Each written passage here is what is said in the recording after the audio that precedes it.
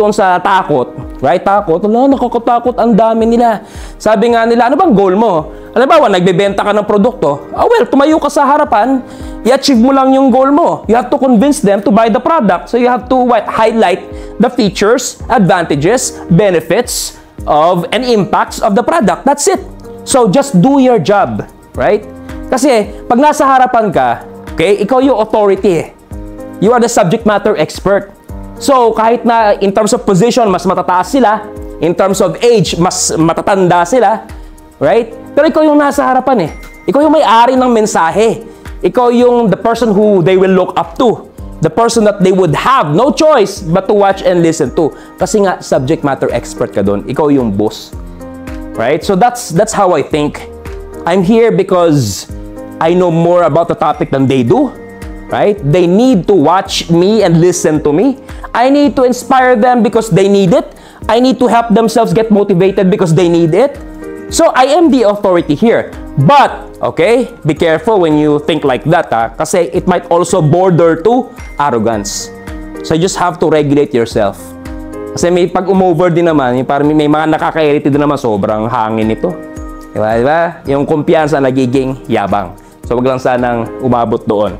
And marami din mga techniques eh. May mga iba, although sa akin hindi naman masyadong nagwo-work yun, di ba? Pero lagi mo yung makikita as tip for managing nervousness, yung i-channel mo raw yung mga negative feelings mo sa isang bagay na hawak-hawak mo. But it's not all the time that you would be able to hold something in front.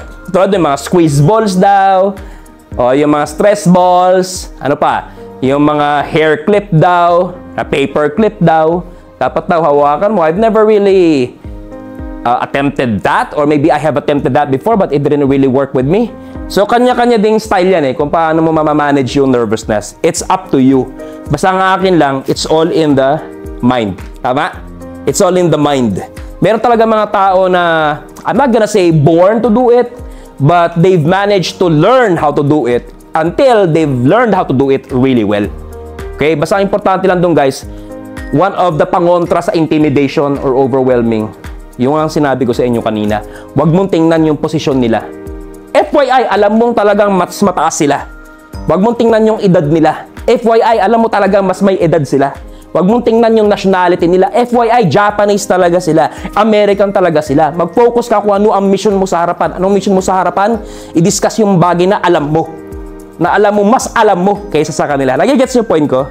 Doon. And then, in addition to that, dapat enjoy mo lang yung moment mo sa harapan. Ako, ini-enjoy ko lang eh.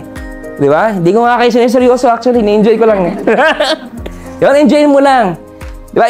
You agree with me? Yun, just relax lang.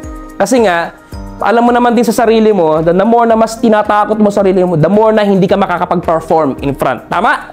Make sense? Ayan ha? Follow top Filipino corporate trainer, speaker, consultant, facilitator, and coach, Mentor Myron for more.